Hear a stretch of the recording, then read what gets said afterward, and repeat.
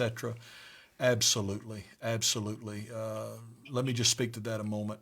The Winterfest cancellation was a huge, huge blow to us financially. Uh, and I don't mind to tell you, I don't mind to tell you at all. It's probably in the tune of anywhere from 600,000 as much to $1 million to our budget here at international offices. When you consider what Winterfest brings in to the revenue portion of youth and discipleship, they depend on that. And then when you consider the cancellations and different things that we've got to give money back to, I would dare say that on the low side, it could be about 600,000, may even reach to 1 million, and who knows, maybe more.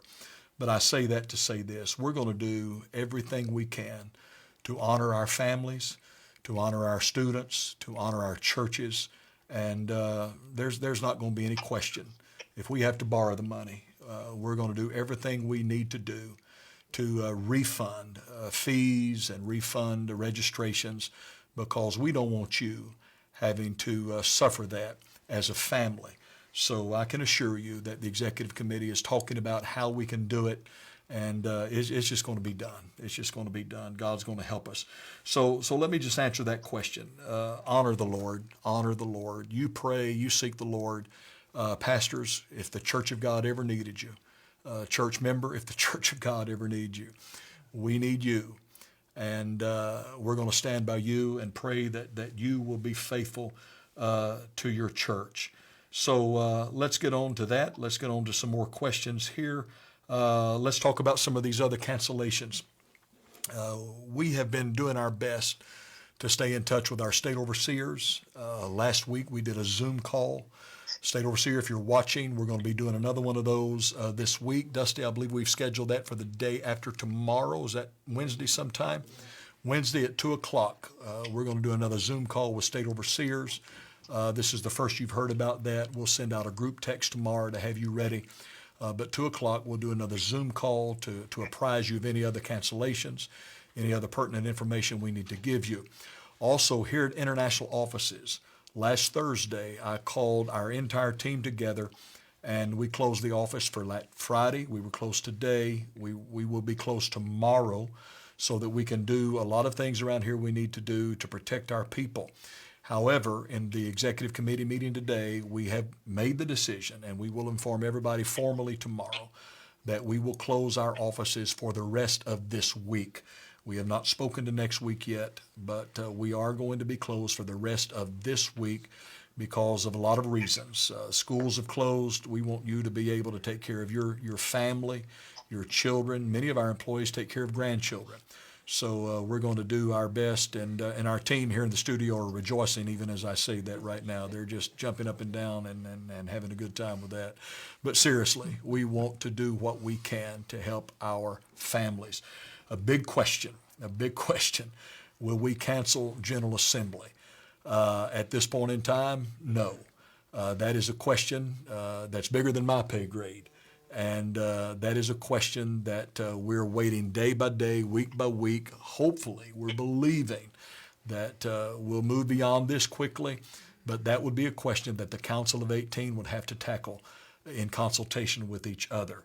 So at this point in time tonight, no, the General Assembly is not canceled. There's no camp meeting canceled. The way we're approaching it right now, we're looking at it week by week. Right now, we've pretty well written off the rest of the month of March, and we're going to be talking about successive weeks and days to come.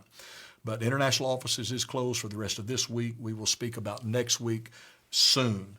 There will be a meeting with what we call the Administrative Ministries Council, those of you that are department leaders here at international offices. We will be calling you probably sometime tomorrow.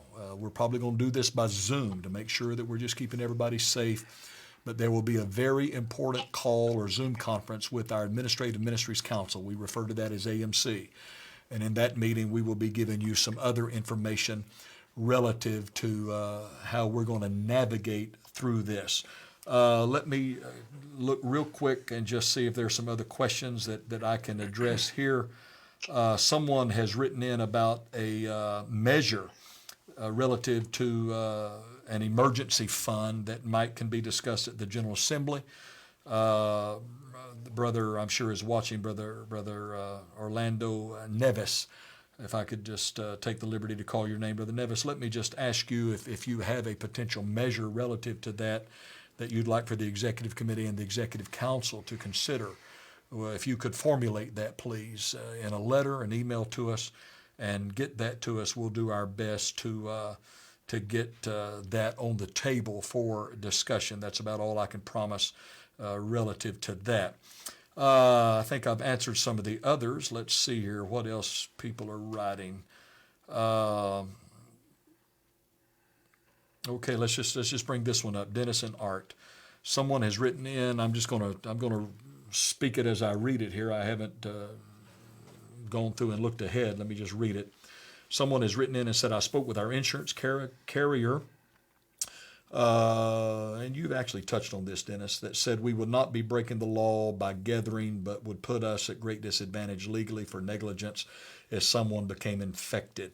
Dennis, you want to speak to that? Would there be a concern there? Well, once again, the church should, to the best of its ability, comply with the numbers, and then beyond that, be able to show stringent adherence to proper hygiene and all of the kinds of things that Dr. Markham has talked about in terms of protecting people that are there. How each insurance company might react may not be predictable right now, but following those two main guidelines probably would be the best way of protection for them right now. All right, I want you to circle back, and I was reading. I want to make sure I heard everything clearly. Circle back on that one more time. Follow the numbers to the best of your ability that are set out, the numbers that are set out in your state. And then if you do meet, even with the numbers, follow all of the guidelines regarding distance, regarding hygiene, regarding all of the things that we've been talking about to make sure that you can say that your church followed absolute due diligence in the way that it conducted whatever meeting it had. All right. Here's another very important question, and this one's really been on my mind, having served in world missions for a number of years. Someone has written in, what about world missions staff at headquarters? Will they be able to process accounts and receive contributions which keep missionaries and projects funded? By all means, by all means. Even in closing the office the rest of this week, we will be making announcements tomorrow about being able to work from home, at least for these few days, and whatever we do next week, we'll address that as well. But we do have the capabilities here at international offices. I'm understanding and have been told and assured that all accounts can be managed. And let me specifically ask you that are watching, don't forget our missionaries. And don't forget our evangelists. I don't know how this is affecting or impacting cancellations in some churches. I know that I've been informed today that there have been several things that were on my schedule, obviously, that have been canceled because of all the things we're dealing with. Please remember your missionaries and your evangelists. And I think if Dr. Griffiths was here, he would assure you tonight that there is no shutdown in Church of God World Missions. All of the accounts are still functioning.